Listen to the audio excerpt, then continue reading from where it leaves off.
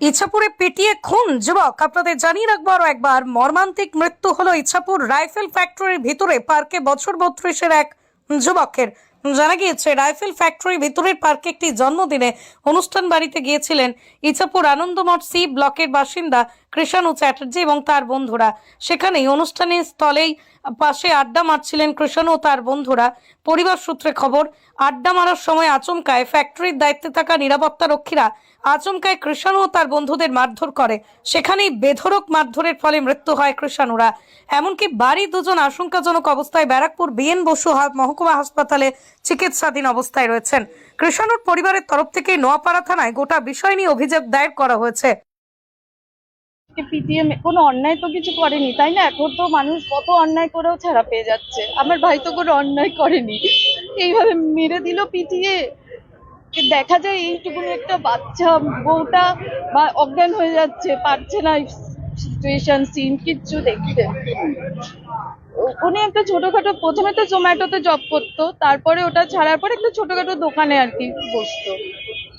হ্যাঁ হ্যাঁ হ্যাঁ, ব্যাস। আর আমার কাকা রাইফেল ফ্যাক্টরিতে কাজ করতো, রিটায়ার মানুষ। পার্কের ভেতরে, পার্কের ভেতরে। হ্যাঁ হ্যাঁ হ্যাঁ, একটা বন্ধুর মেয়ের জন্মদিন ছিল। যারা বাকি যারা ছিল তারা কি কিছু বলতে পেরেছে যে কি ঘটনাটা ঘটেছে?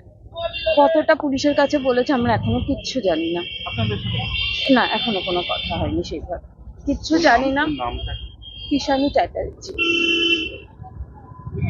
না না, মারা হয়েছে, এটাই হচ্ছে মেন কথা। মেরেছে কারা? ডিএসসি লোকরা। আর এই আর্মিতে যারা ডিফেন্সে আছে তারা পার্কে হুল্লা মাচিয়ে দিয়েছে, এটাই হচ্ছে মেন কথা। ওরাই আমার দাদাকে পিটিয়ে মেরে দিয়েছে। কেন, কি জন্য মেরেছে? কি জন্য, কি ব্যাপার, সে তো আমি ছিলাম না অন দ্য স্পটে, আমি কি বলবো বলুন। যে অন্যায় হয়েছে তার তো শাস্তি হওয়া উচিত। হ্যাঁ, কি উচিত? ওদের এবার এটা পুরো সেন্ট্রালের উপর ডিপেন্ড করছে, সেন্ট্রাল কি করবে এবার সরকারই দেখতে হবে।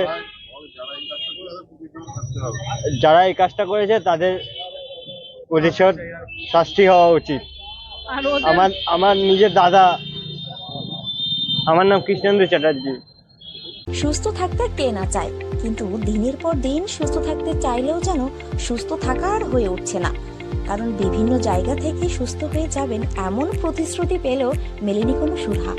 আপনি ভাবছেন কোথায় যাবেন, কিভাবে সুস্থ থাকবেন, এমন নানা প্রশ্নের সম্মুখীন হচ্ছেন।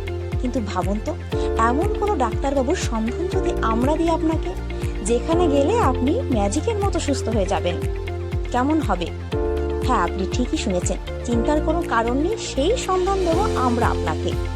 কথায় আছে ডাক্তার হলো ভগবান, তবে সেই ভগবানের সন্ধান কজন পায়? আজ আমরা এমন একজন ডাক্তারবাবুর অর্থাৎ ডক্টর সন্তুদের সঙ্গে পরিচয় করিয়ে দেব, যেখানে রোগী ম্যাজিকের মতো সুস্থ হয়ে যান। এটা কোনো গল্প নয়, এটাই বাস্তব।